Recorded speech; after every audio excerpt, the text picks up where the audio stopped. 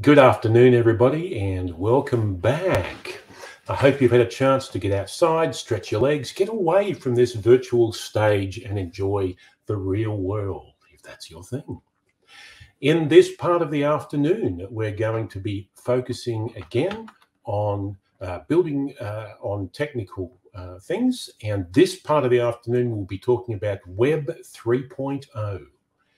To start us off, we'll hear about the impact of Web 3.0 on the future of finance. And we'll hear from Ida Mok, who is the Chief Legal Officer at Fluidity Money. Ida has been a co-founder of many things, of Fluidity Money, of Spool Labs, of SE Hat Health Tech, and of Women in Blockchain Asia, and she has been a lawyer herself. So please welcome this afternoon, Ida. Thank you, Graham. Thank you. Yes, everyone, I can't see you, but I hope that I have your attention. And thank you to Apidays for inviting me.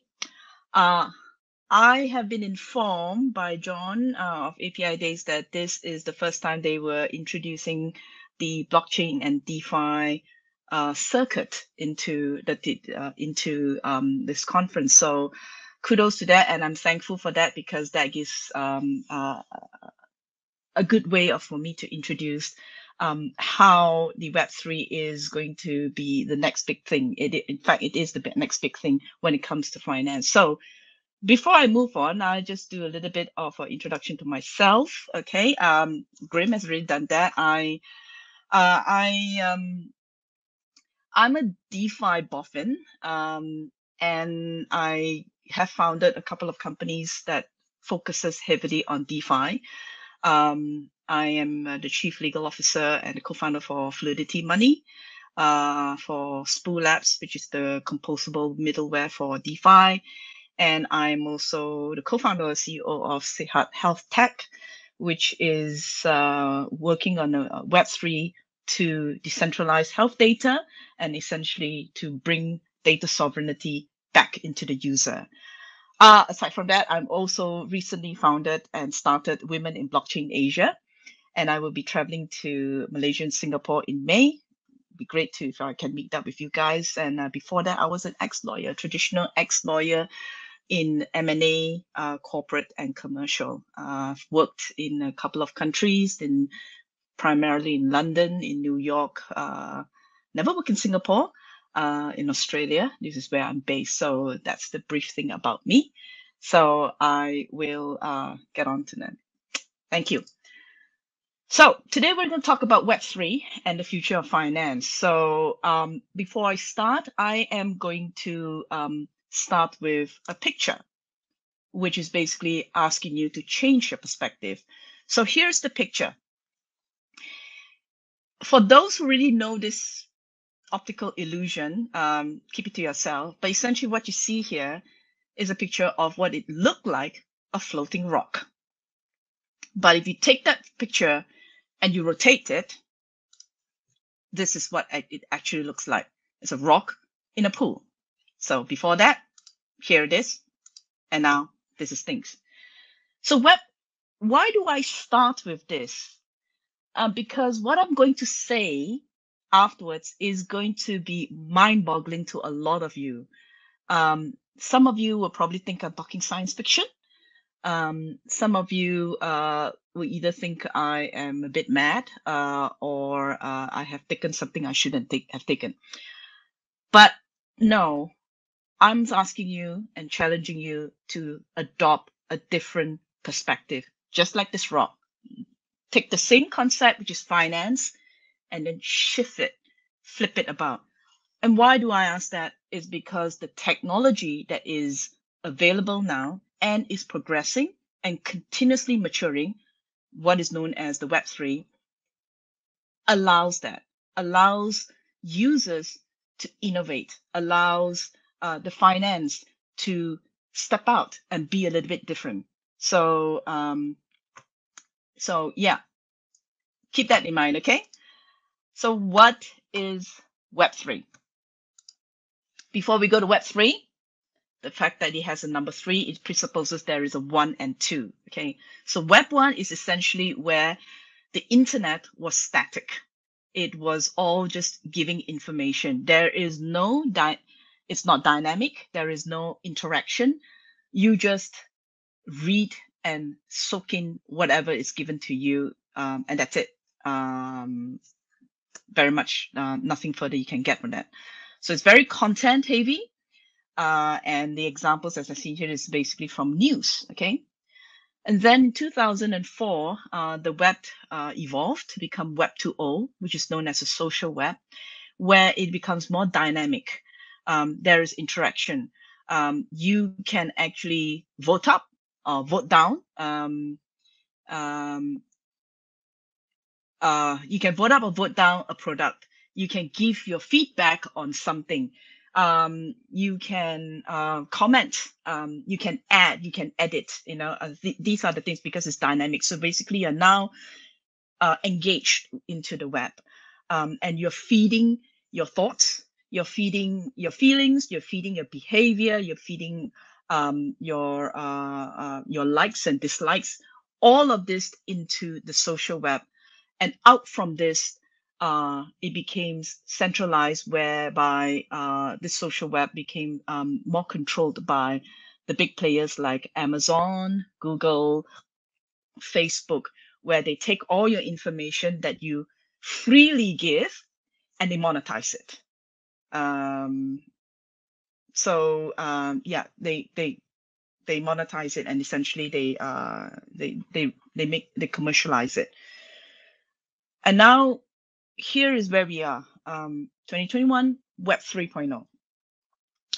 So what is Web 3.0? It is a decentralized form of internet, whereby the information is distributed. It is built on top of the Web 2, except that it pushes content, pushes ownership back to the people, the users who added value to it, who created it. So NFT is one example.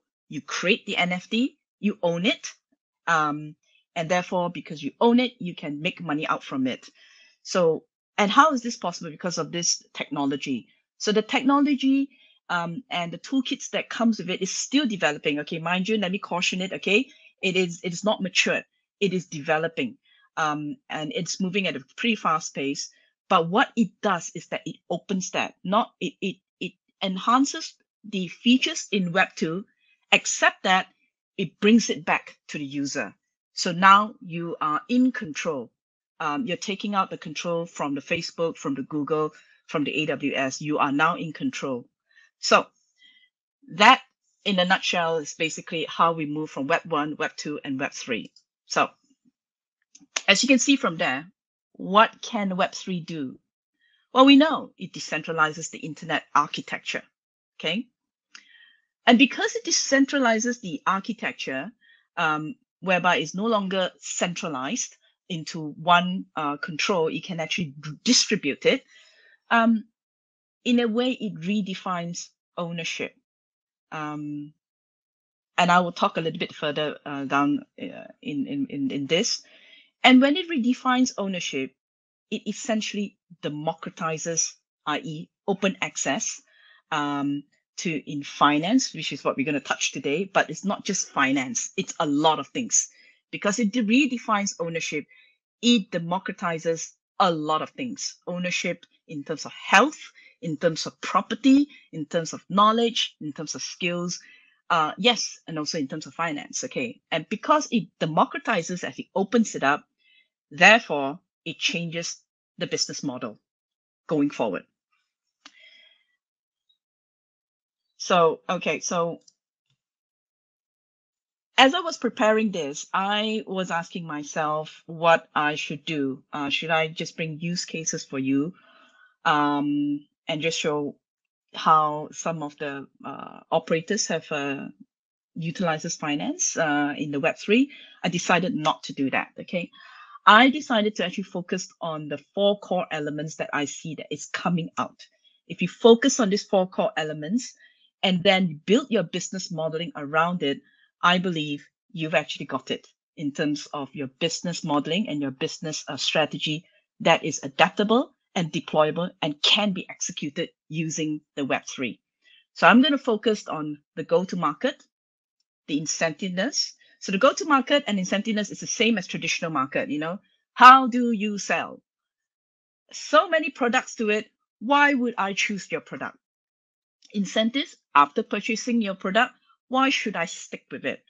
Why should I stick with it? The asset value is something new, okay? Because of the Web3, and then we're going to touch very briefly on the new innovations as well as on this. I would caution that I am going to talk a lot on my startups as examples, because all my startups, Spool, Fluidity, and Sehat, and even WIBA, which is Women in Blockchain, how we set it up, is all about Web3. It's all about using the toolkits on the Web3. So, okay, let's move on. So the go-to-market, okay, let's look at the Web2 tactics, all right? How do they bring the product to market? Everyone has the cold start problem. How do you start from nothing? In Web2, you invest heavily in marketing. You create lead generation. You need to acquire customer base. You need to retain customer base. The product must be ready. You need to factor in costs per user acquisition, and you need to audit the ROI metrics and then price them into the product. You need to do all these things before you actually bring it to market. Because if you do not do all these things, it is not ready for go-to-market. But even despite all these things, it is still a hit and miss. Because product-wise, you may not get it right completely. Market-wise, you're only touching a few segments of it. User-wise, again, a user may want 10 things or maybe 3 things out of a product, but the product you can give to them, they can only achieve 2. So they sort of like live with that one thing that they couldn't get with it. So that's the Web2 tactics to go to market. What is the Web3? So you can see here, I've identified bootstrapping, tokens, and the DAO, okay? They're not separate from each other. They're actually intermingled and they all sit together with each other. But I separated out so it's easier for this for you to follow. So here it is, okay? In the Web3, so let's go back to the Web2, okay? When I say you need to get all this product ready, everything ready, and need to bring it out, and that's when you get the funding. So the funding also brings into this now. Now Web3, bootstrapping, okay? With the offer of tokens, okay, that is tied to a concept, an idea, okay, founders basically bootstrap by offering these tokens to early adopters. So essentially, I have an idea. I think I can solve the problem. This is my purpose. And then I publish it. I don't have a product. I don't have any scalability. I don't have any customer retention. I don't have ROI. I don't have price. I don't have roadmap. But I have a concept. And then I bring it there and I say, guess what? You know, I'm going to build a token and strap it around it, belt it around this. And I'm going to ask you to believe in me. If you believe in me, if you believe in this concept, come and ride with me. And I promised you, when we lift this up into the market, because you came in early and supported me. Definition of support: it could be customer base, it could be early adopter, it could be a developer, it could be a builder, it could be resource skills, anything that you can help the bootstrapping in terms of your skills, in terms of your time, in terms of your money, okay? You will be rewarded because you're an early adopter by virtue of that token. So it's different, as you can see that. So, and why the DAO is there? Essentially, the DAO is there, as you can see, in Web3, the communication of the purpose is paramount. It's very, very important. Why do you want to do this? Why do you want to build this? You have this idea because you want to solve this. You want to help this people. So, and that communication is the most important thing. So I see that I'm actually running out of time. So I'm going to just rush through. So the birth of the DAO essentially puts all this thing together, and you can see that's how different. One starts with product, the other one starts with the communication of the purpose, and out from there you build a community. And why it is important, because the community will then come in at the early stage, will lead the product, will lead the definition of it, the validation of it, and they will also own the product. You have heard of the term called skin in the game. This is what it means. The DAO essentially organizes it, houses it, focuses it. So social DAOs is an example. How is from all these activities it becomes a venture. Game DAOs, which is NFT led, how all these things also is being evidenced that the game DAOs eventually will lead to the ecosystem that will build the gaming, okay, which is different from Web2. So we know the community and the purpose is paramount, okay, in Web3. The methods, the details, you figure out it later. So that's the difference in terms of the go-to-market. Incentives, all right, it's a bit different.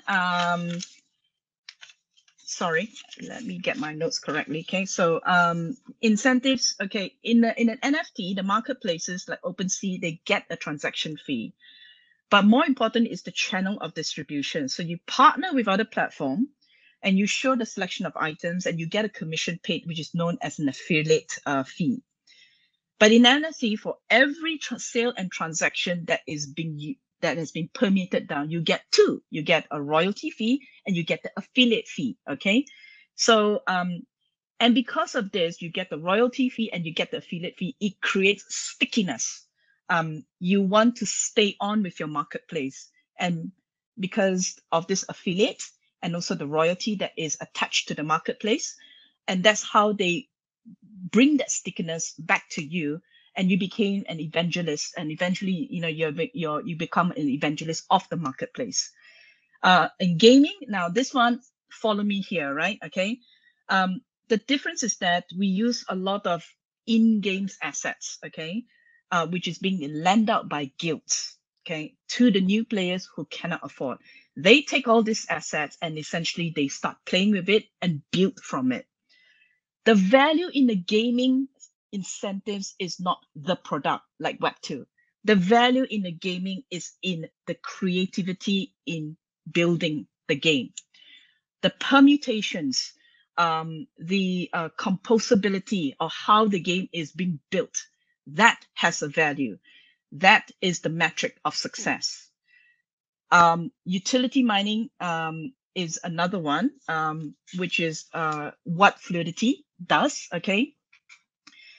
If you look at this, you see that, all right, what happens in DeFi is that a lot of these crypto is locked. Okay.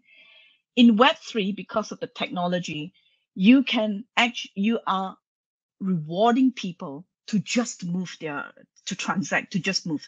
Hence, you hear the words play to earn, walk to earn, learn to earn, and in Fluidity, spend. You just need to spend, because saving is a luxury, and you need to have crypto to make crypto. Here, you just need to interact. You need to engage. You need to basically transact as in move.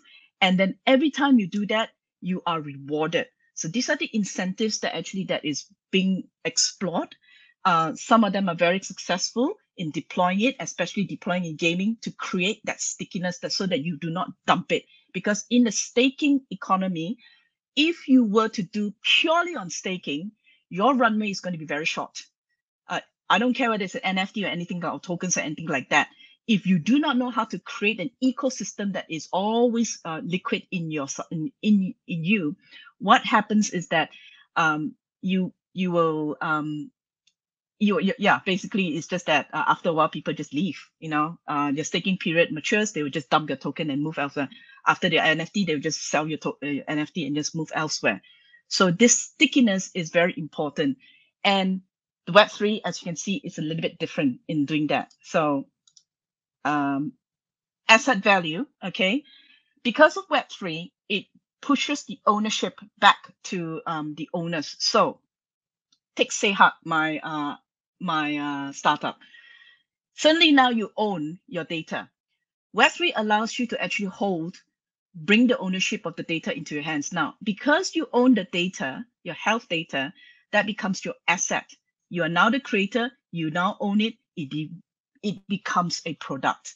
And you have the right to actually do anything with it, license it, sells it, or even mortgage it if you want to. So the asset value has shifted in that sense. So as you can see, these are some of the things that I know I'm a little bit out of time here, so apologies if I'm rushing. So here are the things. Okay, so what in short, what we can see from here is that okay, we have seen that community engagement creates value. We saw interaction creates value. I showed you collaboration is value. Behavior is value. This is translated is your time, your resource, your skills, and yes, your money. All of this, which I just said, can be tokenized. And because it can be tokenized, it becomes an asset. And because it becomes an asset, and with the Web3 technology, the asset is then moved back to you as your ownership, you can now bring it forward. So the innovations that come out from here, what do I see from here, is that now people are now going to tell what their product is going to be like. I.e., if there is a product that works like this, like this, like this, I'm going to build it. You know what? I'm going to buy it. So insurance pools is going to be decided by the community. Rewards mechanism, loyalty bonus, no longer is going to come from one centralized. Just imagine everyone can come together and decide, I want my rewards. As a community, we want our rewards community to function like that. Funds, how you invest, no longer is going to be decided by VCs. It's going to be decided by community in the DAO, powered by the token because of all these things. So in ending, again, perspective. What do you see? Do you see a floating rock, or do you see the rock in the pool? From my perspective, I always prefer the floating rock because it's fun. So thank you very much. I'm sorry if I rushed through it, but thank you very much. Excellent. Thank you very much, Ida.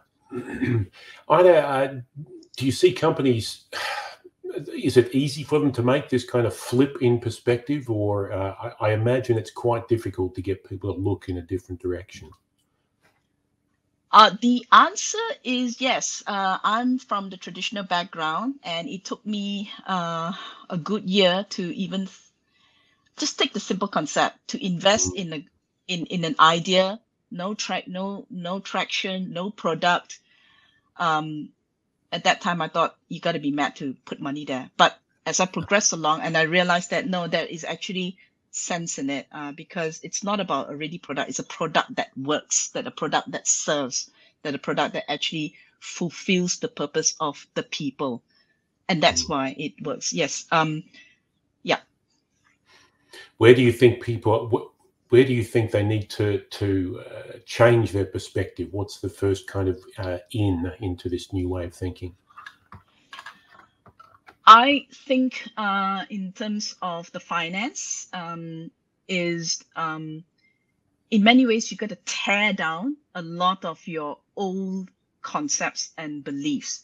You need to have A, B, C, D before you can achieve X, Y, Z. Okay. Yeah.